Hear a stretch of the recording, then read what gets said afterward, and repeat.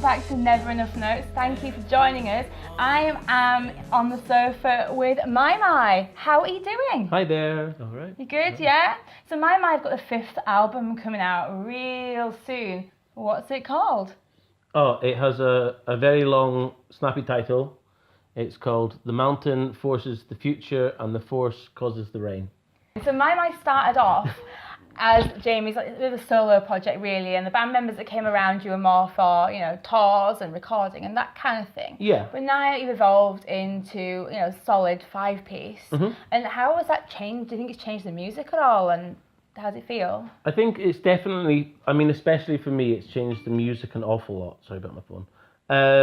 It's changed the music an awful lot. It means that we can do like an awful lot of the same thing, but then have one very small change, or kind of like stuff like that. They've also, like the rest of the people in my are pretty good at like telling me off for not doing things right or not doing them the same as I was supposed to do them. And it means that we can now have more vocals because I now have to sing a more standardized version of a song. And I think for me, I really enjoy that it's not just a panic to see if we can get through the gig. It's like we can practice and we can be like, oh, we're not very good at that one. Yeah. And then not play it. Not necessarily get better, I think. Again, it's just important to do your very best. So what were your goals for this record? Well, my goals, initially it was just to make it. Just to see if we could make... The previous record was the first record that had all 5 of us on it. Morgan had joined before, but it was the first record that you played on, and it was a record where we were finding how we could sound as 5 of us, and I wanted to make another record relatively quickly once we'd figured that out, almost in a way that a new band would make a record. So if we were a brand new band, we would have probably made a second record in the same amount of time. But if that makes sense, even though it is actually my's 5th album. I mean, the whole process for recording the new album was totally different from the last one. Although it's the same lineup, it kind of felt like the last one was kind of finding our feet as this new incarnation of My. Do you think you'll take that kind of ethos on tour with you? You're going on tour real soon as well. Yeah. I mean, I'm hoping that going on tour is going to be relaxed. I definitely don't feel relaxed about it. I definitely have been the most nervous about anything that I've done in a long time, but... Oh, really? I think it's just because we've done this thing where we haven't really played almost any of the songs live yet. Right, yeah. We've played like a few of them at shows occasionally, and we've had like a couple that we've been playing for a long time, and they're like, we feel totally fine about, but it's going to be weird going out next week and suddenly playing a whole show of new songs. I think it's going to be totally fine. I don't really worry. Is that because some weird things have happened at gigs before, maybe, or...? Definitely some weird things have happened at gigs before. Yeah, like what? I once ended up in this guy had decided to... It was a weird gig in Inverness, and we only had one audience member who was dancing, and he was like this kind of like nice old guy having a nice time. And then this one person at the bar decided that he didn't like this one person that was dancing, and then he came and he started pushing him around. And then I thought this wasn't very fair, so I had to get off stage, and I got this guy and I had to hold him in a headlock, and I thought that everyone else was going to come and help me. No one else in the band came to help me, so I just ended up holding this huge guy in a headlock whilst having no idea what to do with him. And then eventually I just threw him, and then I ran away as fast as I could. So that was my weirdest gig. There was this funny thing that happened afterwards, which I only remembered very recently talking about bad gigs with some friends, was that I went to music uni, and one of the things they taught you in music uni was if you had a bad gig, you had to steal something from the venue and you had to smash something. This was like a rule that they taught us. And my friend Andy, who was there, he came up and he went, "Oh, Jamie, we need to leave pretty fast. I couldn't find anything to steal, so I've smashed loads of stuff."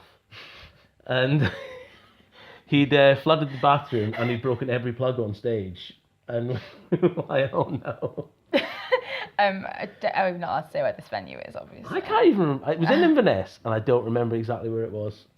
Worst gig, Morgan? I don't think I've got anything to I know, Morgan's got too many stories. Those too many stories just can't tell us. So back to the album. It's really, I mean, for me, having listened to it, it's much more deeper and wider and almost cinematic in a way of, you know, compared to your other work. And that's, you know, you've got a full band now and everything. And some of the songs are really observational. There's a story about a conversation you had with somebody in a bus, for example. Would you say that inspires your songwriting, that you're quite a deep thinker or an observer, and that comes across? I definitely really like watching situations a lot. Only a few of them are actually like conversations, but there's definitely I really enjoy watching other people's conversations, and I quite often like your phone runs out of battery or something like that. So I started doing this thing that I just keep a notepad in my bag, and anytime I spot something that I find kind of either interesting or slightly comical, I just write down. I'm just like a secret observer of these people doing stuff. There's an awful lot of stuff about buses, but I do spend an awful lot of time on buses. So tell us the story about how the song Your Left Side came about. Oh, so Your Left Side is it's kind of really about three different things. The first one was I bumped into this guy at the sandwich shop across the road from the studio. See, exactly. And there's like 3 steps to get up, and he was taking his time getting up the steps. And when he got up, he said to me, he told me that he'd had a stroke, and the saddest thing about having the stroke was that he couldn't dance with his true love anymore. And I thought that this was quite a deep thing to realise whilst buying a sandwich. But at the same time, I was going through a really big phase of falling over. Like, I'd fallen over a few times, but all the times had been kind of slightly okay. They'd been on like not very busy roads or stuff like that. I was taught this technique that if you slightly fall over, but you don't properly fall over, if you look at your watch and you pretend that you have started running, but then you realise that you've got time, that's meant to be the way of getting out of being embarrassed that you've fallen over. So you go, oh, no. But I'd had a few big falls. But then I really fell over in between the Mecca Bingo and the bus station in Leeds, which is a really busy road, and it really freaked me out. But I spend a lot of time waiting at that bus stop, and I'd always slightly avoided a lot of the people that spend a lot of time there, but then they'd all came and helped me, and it made me feel really awful for having a predetermined idea about it. So that was kind of the main story of it. The day that we recorded Your Left Side, I was running across the same road, and Adam Killip, who's one of the producers, was with me, and the guys that had helped me saw me, and they shouted, "Go on, big lad!" Make your friends wherever you go. I love how that story is about human kindness in a way. Yeah. So what's the kindest thing anyone's ever done for either of you? The kindest thing that's ever happened. I always feel really like there's so much kindness around, especially around the music scene around Leeds and Wakefield, and everyone helping everyone out, and there's an awful lot of kind of goodness around everyone around this. So you're not from Wakefield, but the band is from Wakefield and in Wakefield now, and it's surrounding area, and quite into the Wakefield music scene. Like, do you think it's quite a special thing? It's different to other places you've been? Yeah, definitely. I mean, so I'm from the north of Scotland, but I ended up in Wakefield, and there was just this great little music scene. And that was, even though Morgan isn't from Wakefield either, we totally met within the kind of Wakefield music scene. And I think because it doesn't have any like very big venues, and it doesn't have like a big infrastructure that kind of supports it. Lots of stuff have to just be done by bands and by people there. And it means that there's kind of an awful lot of support for each other when things do happen. So on your social media, there's been a few teasing videos about like a skeleton video. I think it's Morgan in the suits painted in a skeleton.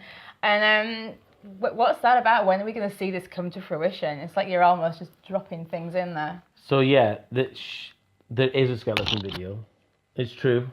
True. And it's going to come out after the album. Okay. Just because we didn't want to... We basically... All the stuff that I could tell you would be a lie. We just wanted to come out near Halloween because it's a skeleton video. We realised a few months ago that if we just like held back on it a little bit, theoretically let it happen closer to Halloween than the album, and it is a skeleton. But the skeleton video is actually me. On the first day, I just was panicked, and on the second day, I just thought, what would Wayne Coyne from the Flaming Lips do in this situation? And I thought he would just talk to everyone. So Yeah, we'd give out some glitter. Yeah. So the second day, I was just like, I'm just going to chat to everyone. So what are your favourite songs to sing in the shower? I like to think that I can sing like Roy Orbison. I don't know if it's actually true, but I love to sing Only the Lonely. Oh, A really good shower song. that is a good shower song. How about you, Jamie? I like to sing Poopy Poopy Poopy whilst doing a poop, bit to the tune of Ruby Ruby Ruby by the Kaijus. Not in the shower. I was about to say, I hope you're not doing that in the In the shower. shower. In the shower. I don't really necessarily have a shower song. I write an awful lot of really naff country songs that are generally songs that have Emily's name in them. I sing them a lot, just around the house and in the shower. So speaking of Emily, Euro Disney's about, the song Euro Disney from the album Oh yeah. is about Emily going to Euro Disney as It a is. child. What are your favourite Disney characters? Is it Donald Duck? Is Donald Duck a Disney one? I like the fact that when he's not in the shower, he doesn't have any trousers on. But then when he comes out of the shower, he puts a towel around his bottom half. Donald Duck gives no fucks. It's been really great to chat to you again. Thank you so much. They've been my. I've been Kim for Never Enough Notes. You can subscribe just down there. Bye. Do we do that waving? Can do. This is awkward. See ya.